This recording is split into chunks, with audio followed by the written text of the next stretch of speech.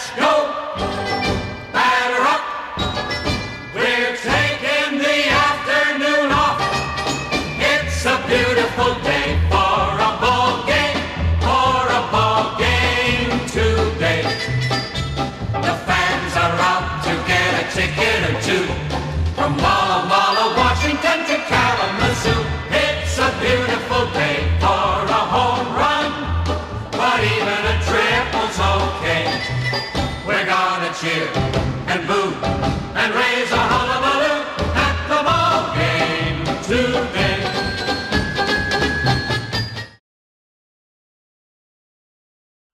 Hey everybody, it's me, Rick Acosta, the Dodger Card Collector, coming to you with another video. Today is Thursday, January 23rd. I am entering the final week of my 50s. How crazy is that? And I'm admitting it to you on YouTube that I'm turning 60. Oh my God. But I wanted to make a video. This is a two-part video. But wanted to talk to you guys about a few things. Wanted to talk about some housekeeping items that I wanted to take care of for my channel. And let's see, I actually have notes here. That's why I'm looking down. So first, let me start off with saying, unfortunately, as of today, the California fires have restarted in certain parts of the county. So for my friends up near Brentwood and in Camarillo, up in Ventura County, and also over in the Castaic area, please stay safe. I know that fires have started up in your area as of this recording. I'm hoping that we don't lose any structures, any more homes, because it's been crazy lately.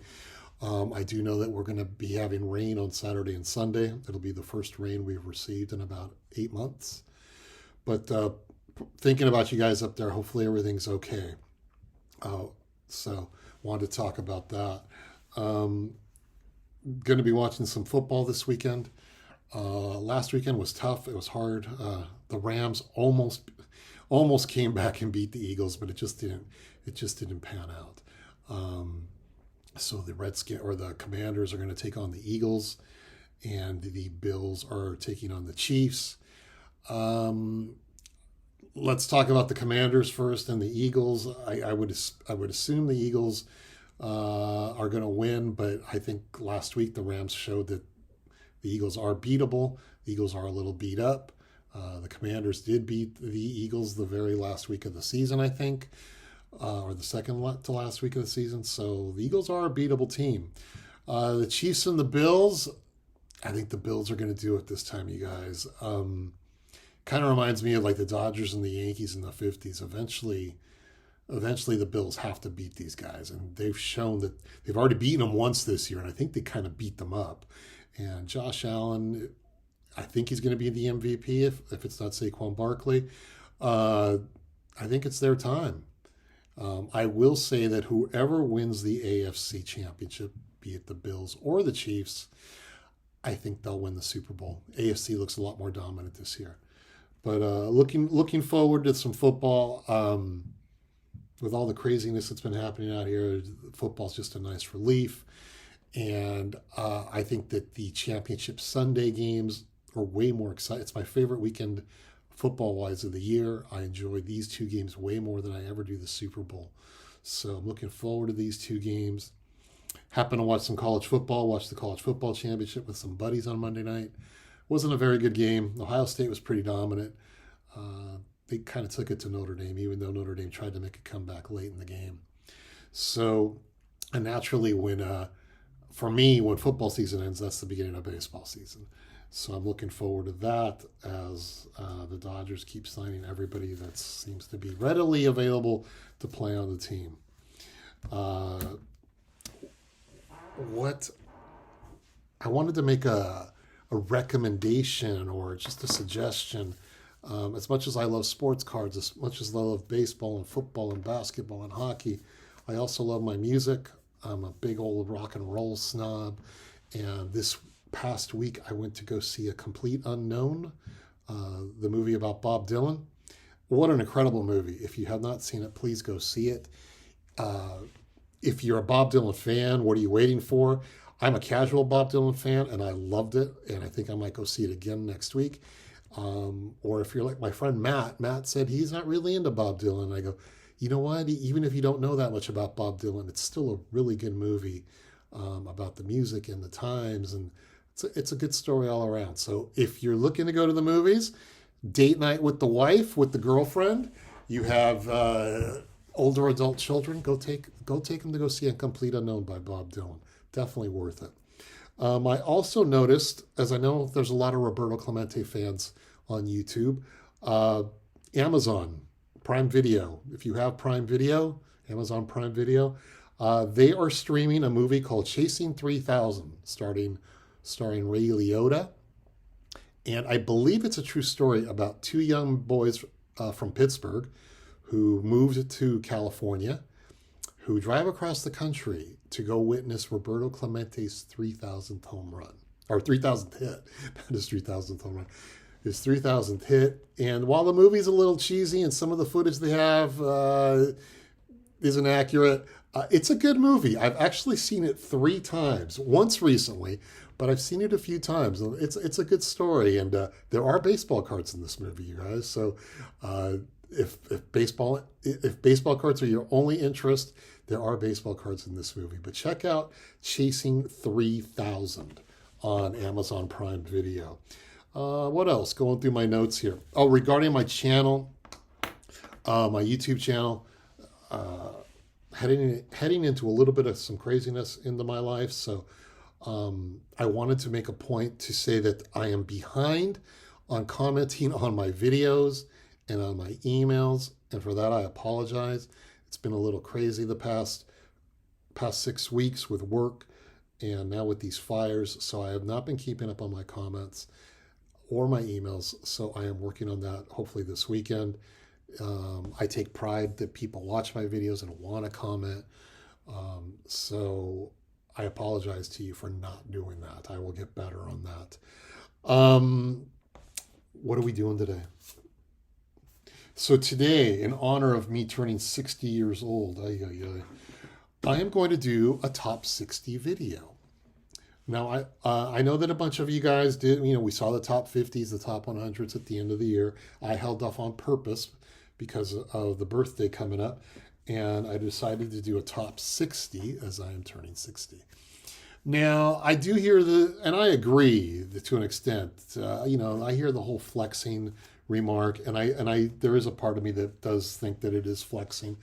In my case, though, I don't view it as flexing, just because I am a typical guy who's been collecting cards since he was 8 years old.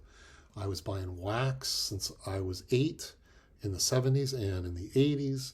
I was buying cards on eBay in the 90s. I was buying graded cards the past 15 years or so. So I've been around the block. I'm not one of those guys that all of a sudden says, "Hey, I'm starting a baseball card collection. I'm starting a YouTube channel. Check out my 48 leaf Babe Ruth." I'm not one of those guys.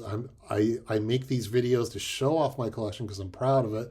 I've put in a lot of work into it, and that's something that all of us can do is practice patience and build a collection. And that's one of the reasons I wanted to show it off with you guys. My top 60 aren't as impressive as other people's top 60. That's the other thing. So if I'm flexing, I'm not flexing nearly as much as some of these guys on YouTube. I'm going to tell you right now, there's no Babe Ruth cards in this countdown. There's no Ty Cobb cards in this countdown. There's no Hannes Wagner cards in this countdown. But there are some great cards. A lot of cards from what we've termed the golden age of cardboard, which I like to view as being 1948 Bowman through 1980 Topps, and with whatever came out in between.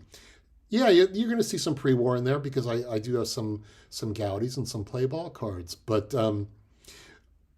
I think that this is a collection that any of you can build if you practice patience and work within a budget.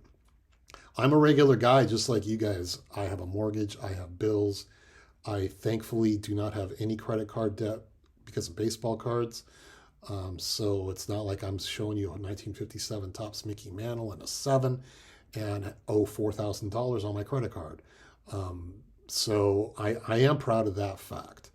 And also the reason I am showing you the top 60, because of the fires we've had recently out here in California, is I need to keep some of these videos handy should the case I need to speak to an insurance guy and something happens to my house.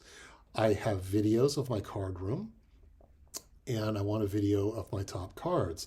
The reason being, if something should ever happen to this house, be it a fire or a flood, my collection is insured. I am insured through Collect Insure. They handle card collections. So I want to make sure that I have videos just in case I ever need to show proof of what my card collection consisted of. So that's one of the other reasons that I'm showing videos, making videos of my top cards, so to speak. So that's what I wanted to talk to you guys about.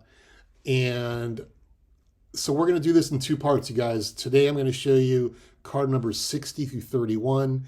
Next week I am going to be showing you cards number 30 through number 1. And one of the things I also like about these countdowns, and especially people who do the top 100, card number 100 is like a 1963 Topps Lou Brock, and card number 99 is a Nolan Ryan card from 1974 or a 1968 Eddie Matthews. You slowly build and you gain momentum till, we're getting all of a sudden we're getting into the good stuff. That's what I feel my stuff is. My top 60 is going to be like. Sometimes you see these guys and they go, here, I'm going to show you my top 25 cards. And, number 25 is a 1952 Topps Jackie Robinson in a 5, followed by a 1951 Mickey Mantle Topps or Bowman rookie in a 7. And you're like going, oh boy, these are going to be a lot of heavy hitter cards. I don't feel mine's that way. And it just shows you that you could do this for your collection if you're not already doing it, because you probably are. So, all right, I've talked enough. Let's turn around. Let's look at some baseball cards, you guys. All right, so I think we're rolling. So we're going to do card numbers 31 through 60 today. These are based on VCP, vintage card prices. This is the average price. Some people will do average price when they do their rankings. Some people do last sale. I just decided for this one to try average price. So before we start with the top 60, I want to mention a couple of honorable mentions just because they didn't make the top 60 and they're cards that I really love and I wanted to share with you. So the first honorable mention goes to the 1941 play ball, Charlie Gehringer. That one, I'm not going to go into figures and how much it's worth. If you guys want to look that up, you have your VCP accounts to look it up. I just chose to use VCP just to help me rank these things. So Charlie Gehringer is the first honorable mention. The next honorable mention is the 1969 Topps Reggie Jackson in a PSA 4. If I had done this video a week ago, this one would have been in the top 60. So it shows you that VCP does tend to move around a little bit. Because like I said, this was in the top 60. I think this would have been number 60 a few weeks ago. All right, so we got our two honorable mentions, which were Charlie Gehringer and Reggie Jackson. So now, and I want to make sure I'm reading this right, at number 60 is the 1915 Cracker Jack Jake Dalbert of the Brooklyn Robins. And this was my first Cracker Jack card. I've got 3 of the 6 cards from 1915. Love this set. You guys have heard me say that a million times.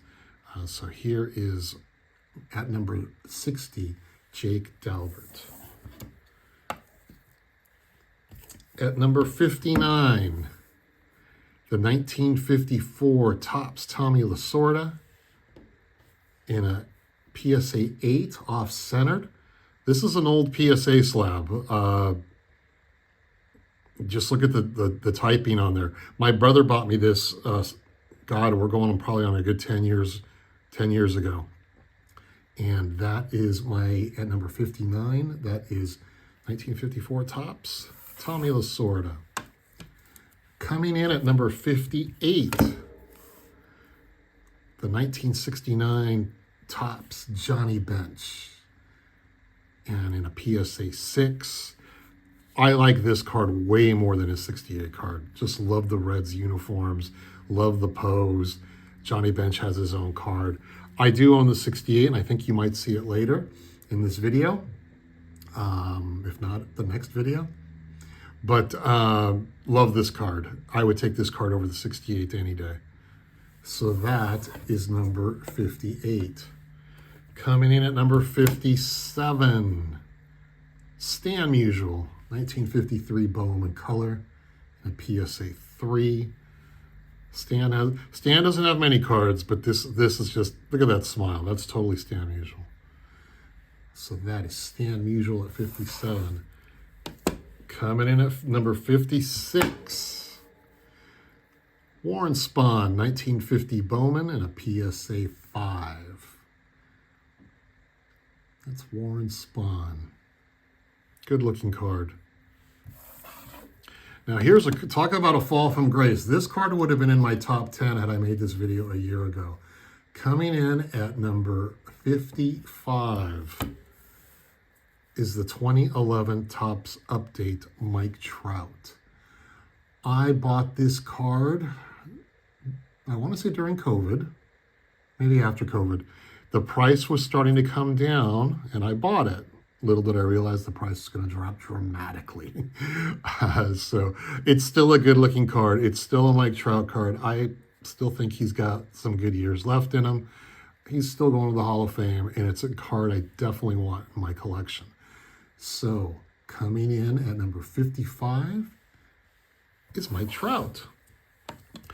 At number 54, we're going to see here a 1933 Gowdy Paul Wainer in a PSA 2. The Gowdies are good-looking cards, you guys. I don't think, in 33 and 34, I don't think there's a bad card. I challenge you to tell me who has a bad card those years. Paul Wainer. All right, coming in now at number 53, we have the 1941 double play Pee Wee Reese and Kirby Higbee card. The only reason I have this card is because I'm a Dodger team collector. So I decided I needed a double play set. Relatively easy to work on, honestly. And some good looking cards. If you collect other teams, there are some really nice cards, really good pairing ups of players. So, but this one is Pee Wee Reese and Kirby Higbee coming in at number 53. At number 52, we have the 1941 play ball Lefty Gomez in a PSA 4. Good looking card, good looking pose there, Lefty. Last card of the set, card number 72. One of my favorite cards from that set. Okay, coming in next at number 51. Yankees Power Hitters from the 1957 Topps set in a PSA 3.5. Featuring Mickey Mantle and Yogi Berra. To me, these two guys really epitomize the Yankee franchise. These are the guys that I do think of when I think of the New York Yankees. Growing up as a kid, I still heard of these guys people would talk about Mickey Mantle. At the time, when I was a kid, Berra was managing the Mets. So we all knew who these guys were. Great card. Great set, by the way, in fact. Oh, what's coming up next? At number 50, speaking of 1957, we have the Frank Robinson rookie card in a PSA 4 from the 1957 Topps set. I mention this all the time. Very undervalued card. Very undervalued. So there is Frank Robinson. All right, we're now in the 40s. Coming in at number 49. A 1969 Topps Nolan Ryan in a PSA 4. Similar to the Johnny Bench that I just showed you from 1969. I like this card way more than Ryan's 1968 rookie card. I still feature this on my display wall as opposed to the rookie card. I love cards when the players are by themselves. Those combo rookie cards just don't do it for me. So that's number 49. Coming in at 48, the 1956 Topps Roberto Clemente Grayback in a PSA 2. That's a good looking 2. That really is. All right.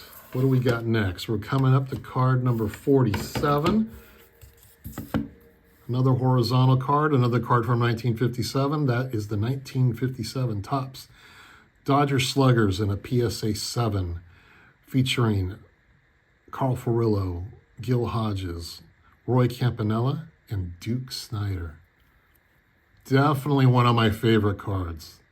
I have this card graded. I think my brother got me this one ungraded.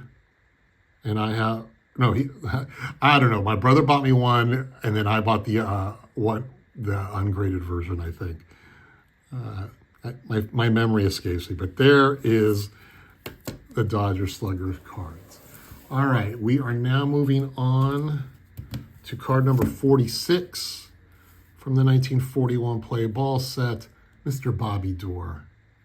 Love this card. PSA or 41 play ball has some great cards. The Garinger I showed is arguably my favorite, but this Doerr card is super nice in a PSA 5. And as we speak, that is still the only Bobby Doerr card I have in my collection. I am looking for a 1950 Bowman of his. All right, what's next? We have at number 45, a 1941 play ball, Bill Jurgis. And I think that's in a PSA 6. And I'm surprised that's above the door. The PSA is just higher on this card. Good looking card though. Bill Jurgis. Okay, after that, coming in at card number 44, we have the 1961 Topps All-Star Mickey Mantle card in a PSA 3. That's a great looking Mantle card. Love Mickey Mantle cards. I still need to get his regular 61 card. I hope to maybe find it at Burbank in a few weeks. But there's Mickey Mantle. Okay, coming in at number 43, this card. At number 43, we have the Bart Shirley Grant Jackson rookie card in a PSA 7, off-centered. The reason this card is so expensive is it's a high number. These cards are really hard to get. This card, I bought several years ago for a lot of money, and and I only bought it because of Bart Shirley. And Bart Shirley literally played like a handful of games with the Dodgers. So that was a tough card to buy, but it's amazing to see when I look up the VCP prices, this card continues going up. So that is card number 43. Coming in at card number 42, we have the T206 Piedmont Zach Wheat in a PSA 2. I always remember I bought this card when prices were way cheaper, and I'm not afraid to say when I saw the price on eBay, I offered the seller, like $100, and he said, no, I'll do $125, and I took it. So that is one of the only T206 cards I have, and that's Zach Wheat. All right, I showed you this card last week. Coming in at 41, it's the rookie parade catchers from the 1962 Topps set. Because one Bob Uecker is on this card. Rest in peace, Bob. I bought this card because I needed the Doug Camilli card to fill out my Dodger team set. So that card coming in at number 41. At number 40, we have the 1949 Bowman Gil Hodges in a PSA 2. I bought this card years ago before Gil was even a Hall of Famer. And once he became a Hall of Famer, this card skyrocketed. And for me, that actually puts, he's a top 40 card. Coming in at number 40 is Gil Hodges. Okay, we're almost there. Coming in at card number 39. 39 is the 1957 Topps Bob Clemente, Roberto Clemente, in a PSA 5. I won this card in an auction along with a Sandy Koufax card you'll see later, and about 300 some odd 1957 cards.